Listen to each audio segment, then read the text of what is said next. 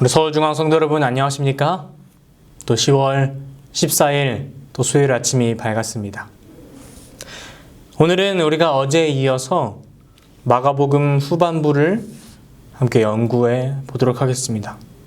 또 묵상하는 차례입니다.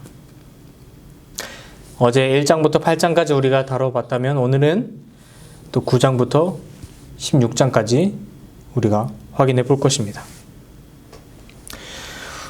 우리가 어제는 우리 손윤숙 목사님을 통하여 마가복음의 이 대략적인 개요와 이 전반부의 핵심 내용들을 살펴보았습니다.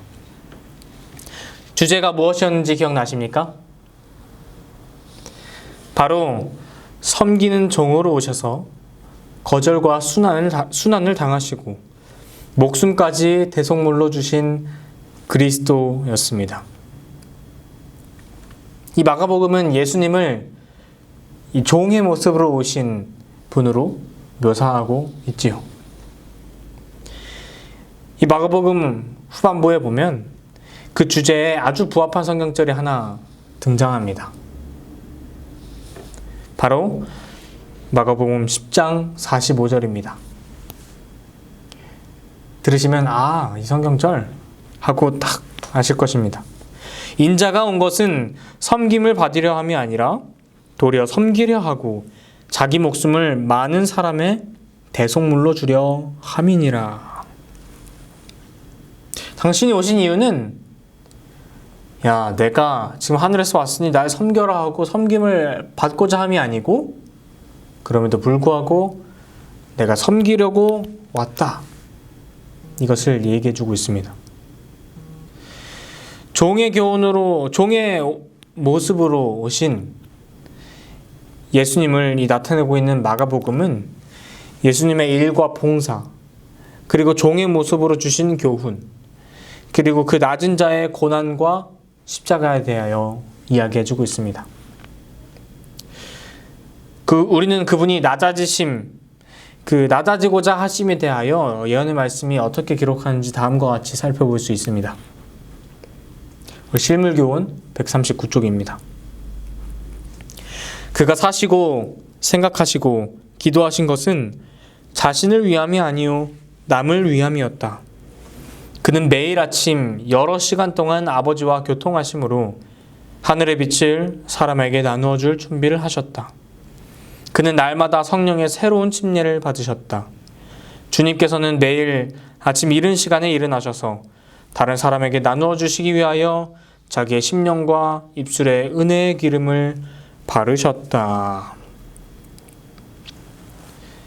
그의 공생애만 혹은 그의 십자가만이 그분이 낮아지고자 하신 시도가 아니라 그의 모든 생애가 그랬다는 것입니다. 그리하여 그 모든 생애는 스스로를 위함이 아니고 어떤 것이라고요? 남을 위한 삶이었다. 즉 우리를 위하여 사셨다는 사실입니다. 그분의 기도는 오늘 나의 먹을 것을 주시옵소서 하는 기도가 아니라 어떻게 하면 하나님의 말씀을 더 잘 나눌 수 있을지 나눔을 위한 기도이고, 그분의 행동은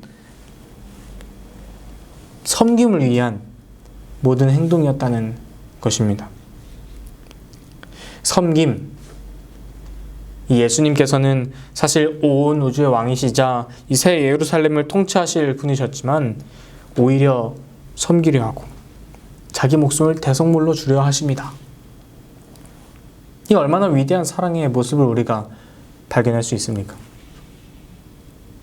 이 마가복음 전반부에서 종으로 오신 예수님의 모습이 어떤 봉사의 모습이었다면 후반부에서는 그 모습을 희생이라고 정의해 볼 수 있겠습니다. 전반부 내내 말없이 남들을 위하여 일하셨던 예수님이, 봉사하셨던 그 예수님이 후반부에 들어서는 희생하라고 말씀하심과 동시에 자기의 목숨을 정말 희생제물로 바치는 것을 볼 수 있습니다. 우리 마가복음 끝부분 이 15장쯤에는 예수님이 돌아가실 때에 이 백부장의 한 고백이 등장합니다. 우리 성경절 한번 볼까요? 15장 39절입니다. 예수를 향하여 섰던 백부장이 그렇게 숨지심을 보고 이르되 이 사람은 진실로 하나님의 아들이었도다 하더라. 진실로 하나님의 아들이었다. 이 고백이 마가복음에 등장한 것은 괜한 내용이 아닙니다. 어제 우리가 손 목사님을 통하여 8장의 이야기를 들었었지요. 예수님의 제자들에게 묻습니다. 사람들이 날 누구로 하더냐? 너희는 나를 그리고 누구로 하느냐? 베드로가 대답합니다. 주는 그리스도시니이다 하고 고백합니다. 십자가 후에는 백부장이 예수님을 향하여 외칩니다. 이 사람은 진실로 하나님의 아들이도다. 예언의 말씀은 그 백부장의 마음에 대하여 대변하고 있는데요. 그가 예수님이 돌아가시는 모습을 보고서 그 믿음을 고백하지 않을 수가 없었다고 말해줍니다. 우리 시대의 소망에 있는 말씀입니다. 어둠이 십자가에서 거치고 구주의 임종에 부르짖음이 있은 직후에 이는 진실로 하나님의 아들이었도다 라고 말하는 다른 음성이 들렸다. 이 말은 작은 소리로 한 것이 아니었다. 모든 사람들은 그 말이 어디서 나왔는지를 알려고 두리번거렸다. 이런 말을 한 사람은 누구였을까? 그 사람은 로마의 군인인 백부장이었다. 구주의 거룩한 인내와 그분의 입술에서 승리의 부르짖음이 흘러나온 즉시 운명하시는 광경이 이방인에게 깊은 감명을 주었다. 상처 입고 십자가에 달리신 찢어진 그분의 몸에서 백부장은 하나님의 아들의 모습을 식별할 수 있었다. 그는 자기의 믿음을 고백하지 않을 수 없었다. 그 장면을 정말 목격한 사람으로는 그가 하나님의 아들임을 고백하지 않을 수가 없다는 것입니다. 부정할 수 없었습니다. 그 위대하신 분께서 남을 위하여 섬김의 절정인 십자가에서 돌아가셨을 때 그 모습은 깊은 마음의 감명을 깨우쳐 주게 도와주는 것입니다. 이 사실이 오늘날 우리에게는 어떻게 다가옵니까? 어떤 사람들은 성경 또한 한 소설에 불과하다, 믿을 수 없다, 잘 짜여진 스토리다 이렇게 얘기하지만 이 말씀을 우리가 깊이 매일 이렇게 묵상하고 읽어나가면 나갈수록 우리는 이 사실을 부정할 수 없습니다. 어떤 사실이요? 하나님께서 분명 살아계시고 예수님이 하나님의 아들이었다고 고백하는 것을 우리가 멈출 수가 없는 것입니다. 이 마가복음은 마무리되며 우리에게 16장에서 이렇게 이야기합니다.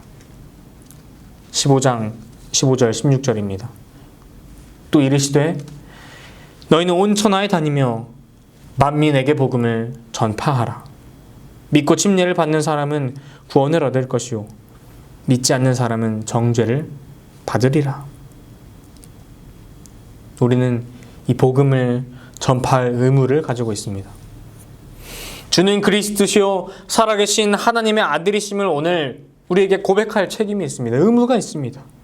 이 아침 오늘 스스로에게 이런 숙제를 내주십시오. 나는 오늘 예수님께서 참 하나님의 아들이시고 살아계신 분이심을 외치겠다. 우리는 그러한 의무를 가진 사람들입니다. 더 사랑하는 서울중앙 가족 여러분, 오늘 하루를 사시며 나의 모습 속에서 섬김의 모습이, 희생의 모습이, 예수님은 살아계신 하나님의 아들이심을 고백하는 모습이 드러나게 되기를 간절히 소망합니다. 오늘도 그런 모습 속에서 대쟁투에서 승리하는 하루 사시기를 바라며, 그런 우리가 되기를 바라며 오늘의 이 짧은 아침 말씀을 마치도록 하겠습니다. 오늘은 다음의 기도 제목을 가지고 함께 기도하겠습니다. 예수님이 그리스도시요 살아계신 하나님의 아들이심을 고백하는 하루가 되도록 우리가 기도합시다. 그리고 우리 교회 김혜원 성도, 김훈기 성도를 위해 우리가 기도합시다. 두 성도님들을 위하여 기도하겠습니다. 제가 먼저 기도하겠습니다. 사랑의 아버지 하나님, 우리들에게 하나님의 말씀을 열어서 또 듣고 또 읽어 나갈 수 있는 기회를 허락하시니 감사합니다. 특별히 오늘은 마가복음을 또 후반부를 바라보면서 섬기려고 오신 그 예수님의 모습을 바라봅니다. 그리하여 그 절정의 십자가에서 돌아가신 예수님 다시 바라봅니다. 그럴 때에 그 모습을 아는 사람들로서 주는 그리스도시요 살아계신 하나님의 아들이심을 고백하지 않을 수가 없습니다. 세상에서 그 외침을 외치는 그런 소리들로 살아갈 수 있도록 저희를 사용하여 주시옵소서. 두 성도님들 위해 기도합니다. 김혜원, 김훈기 성도님을 위해 기도합니다. 그분들도 있는 곳에서 주님을 고백하는 신앙을 허락하여 주시옵소서. 그리하여 그들이 직장에 있든지 가정에 있든지 어느 곳에 있든지 예수님의 모습을 반사하는 주님의 자녀들 되도록 인도하여 주시옵소서. 오늘 하루 모든 것을 주님께 맡깁니다. 아버지, 우리의 유일한 인도자 되어주시고 저희를 바른 길로 인도하시는 분이 되어 주시옵소서. 모든 것을 믿고 맡기오며 사랑이신 예수님의 이름으로 기도합니다. 아멘.